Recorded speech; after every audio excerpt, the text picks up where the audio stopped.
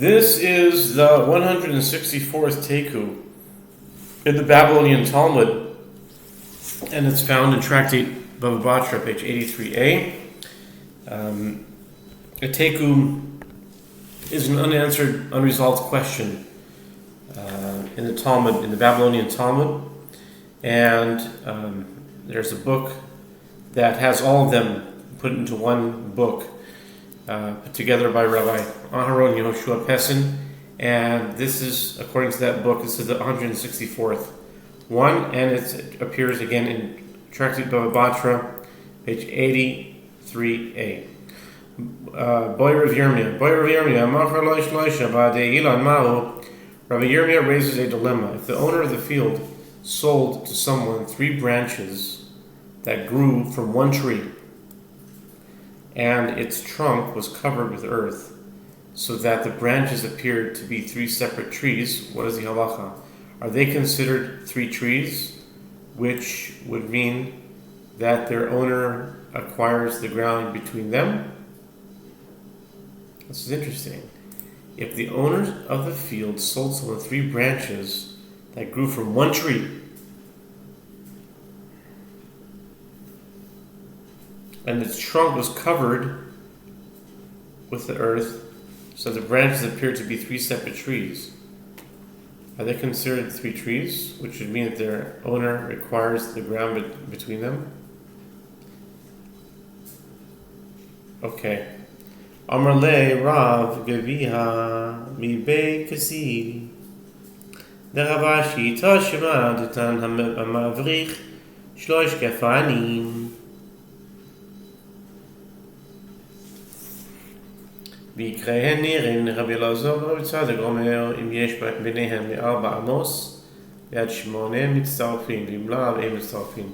רב גביע ben Katil, Rav Gavia of Bei Katil says Rav Ashi, coming here a proof, as we learned in the Mishnah, Kilayim in Kilayim 7:2, with regard to one who layers the branches of 3 vines into the ground so that they take root while still attached to the base of the vine, and their roots that rise above the ground are visible. Rabbi Elazar, son of Rabbi Tzadok, says, if there is a distance between them of 4 cubits to 8 cubits, they combine to form one vineyard composed of 6 grapevines. And if not, they do not combine. It can be inferred from this Mishnah that the different branches of a tree are considered separate entities when the trunk is covered by earth, provided the required distance between them is maintained. Bo Yerav Popo Machar lo shnayim mizach shelei ve'achad al hamitzah mahu shnayim mizach sheloi ve'achad mizach shel chaverei mahu take. Where Papa raises a dilemma: if the owner of a field sold to someone 2 trees in this field and one situated on its border, what's the halacha? Similarly, if one brought 2 trees in the field of one person and 1 tree in the field of another, what is the halacha? Do the trees combine to form one unit of 3 trees or not? The Gemara says that this will stand unresolved until the Messiah comes, but be quite honest, I mean, it doesn't seem very practical, these questions, because practically speaking, when someone buys a field and someone sells a field, the buyer is definitely specifying what he's buying, and vice versa. It's not left up to chance. When a contract is drawn up, I mean, you could say, but what if they didn't do that? But I mean, that doesn't happen. No one throws away a large amount of money without being very, very careful and sure and specifying what he or she is buying. So in all likelihood, these situations would never come up. We don't need to wait for the Messiah for these things to be settled, because you can settle it right now. Just say, write the contract, and whatever is in the contract, I can answer this takeaway right now. I could say, write the contract, whatever's in the contract is sold, whatever's not in the contract is not sold. It's really that simple. And actually, that's in fact what happens. But these questions, I guess, are just to make you think about stuff.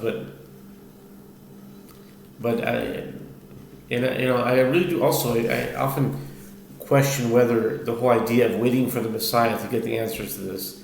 I mean, do people really think that all these questions are going to be asked when the Messiah comes?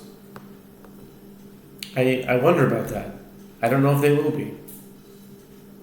Maybe it will just be people have common sense and just don't have to ask these questions.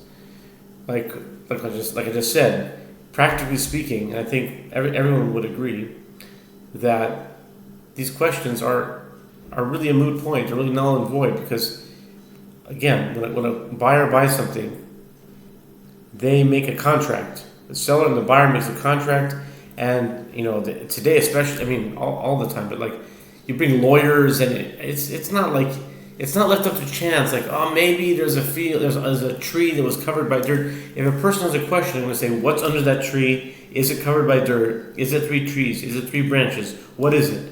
Let's see. Am I buying it? Am I not buying it? What's the So, but anyway, that's just my commentary on that.